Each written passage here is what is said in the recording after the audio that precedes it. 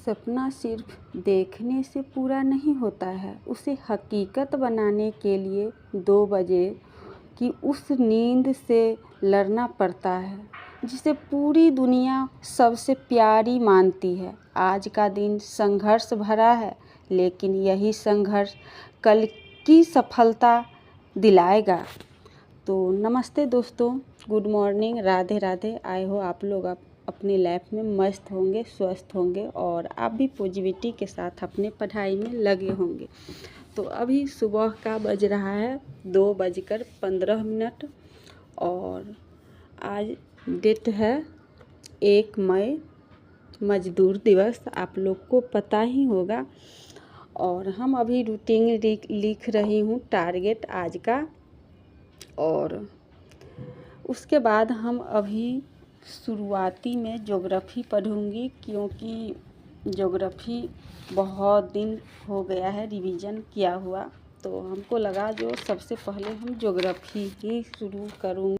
और ज्योग्राफी में भारत की जलवायु आप लोग को पता होगा, थोड़ा सा टॉपिक हार्ड है। हार्ड नहीं है, समझने वालों के लिए हार्ड नहीं है, लेकिन थोड़ा सा है जो मतलब उसको पढ़ने के बाद थोड़ा सा समझना पड़ता है।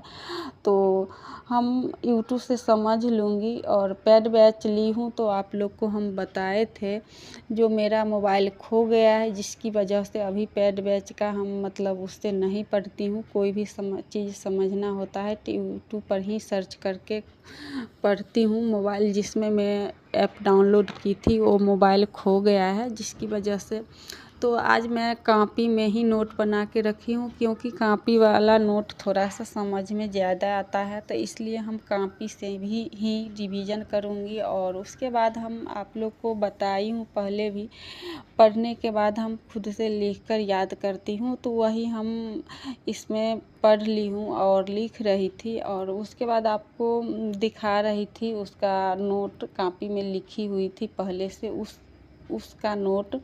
और उसके बाद लगभग 2 बजे उठ गई थी, फिर भी बीच में बाबू रोने लगा था तो आधा घंटा उसको सुलाने के लिए गए थे। और लगभग हम मानिए तो 5:30 बजे तक पढ़ाई की हूँ, जिसमें 1 घंटा बाबू के साथ हमको बीच में बिताना पड़ा है।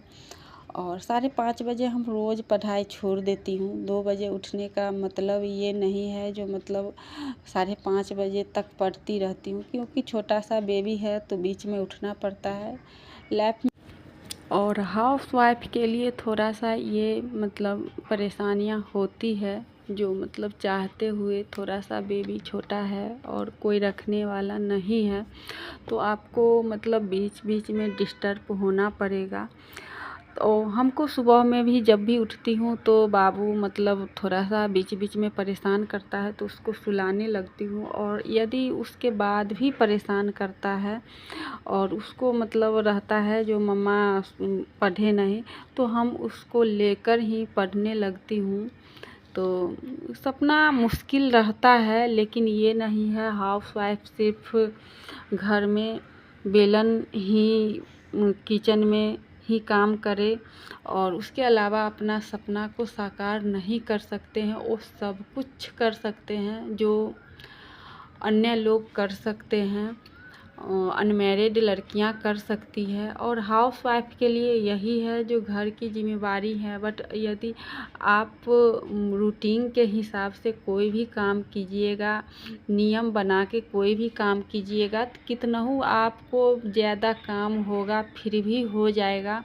तो हम इस चैनल में ब्लॉग में और से 21 डे का हम चैलेंज ली हूँ, तो इसी चीज़ को हम बातें करूँगी स्टेप बाय स्टेप, जो हाउस वाइफ किस प्रकार से अपने मतलब सपना को पूरा करने के लिए 5-6 घंटा आसान से आपको निकल जाएगा और कुछ पता ही नहीं चलेगा। आपको लगेगा जो मतलब ये लगेगा ही नहीं जो हम अपनी लाइफ में कुछ करने के लिए अपने समय को मतलब वेस्ट कर रहे थे पहले, और आप पढ़ाई कर रही हूँ तो कुछ मेरे ऊपर लग रहा है जो भारीपन, वो कुछ भी नहीं होगा।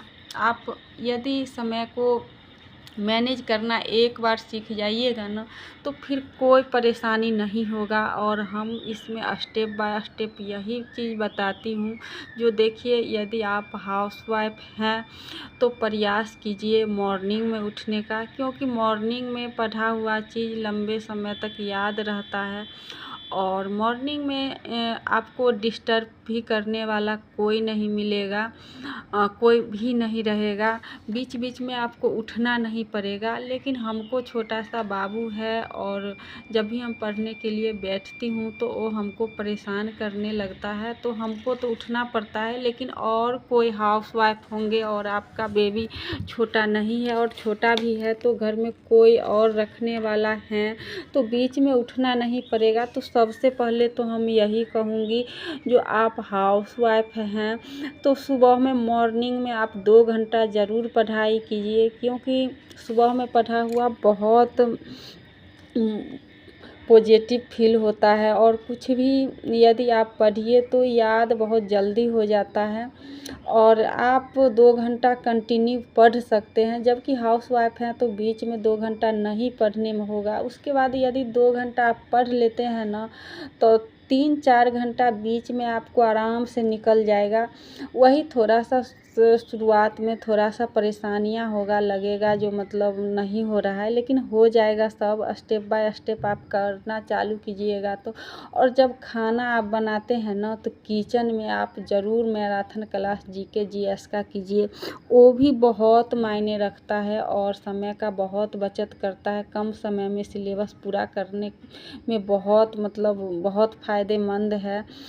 आप जैसे कि ज्योग्राफी जिस टॉपिक में पढ़े ना वही सर्च कर लीजिए को यूट्यूब पर, जो भारत की जलवायु कोई भी सरका तो आ जाएगा मैराथन क्लास। और उसी का आप किचन में खाना बनाने के टाइम में मैराथन क्लास कीजिए या कोई भी जीके जीएस का कीजिए। और बहुत लोगों का रहता है किचन में पढ़ा हुआ समझ नहीं आता है, तो शुरू में आपको समझ में नहीं आएगा और धीरे धीरे आप 2 दिन 4 दिन नहीं समझ में आएगा। और लेकिन धीरे धीरे आप किचन में पढ़ने का चालू कीजिएगा ना तो आपको समझ में आने लगेगा। तो मेरा सुबह से शाम तक का यही रूटीन है, आप लोग देख सकते हैं।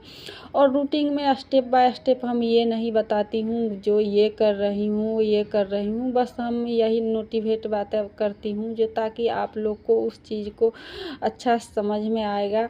और आप भी आगे मतलब इसी प्रकार से स्टेप बाय स्टेप काम कीजिएगा तो ज़रूर समय मिलेगा।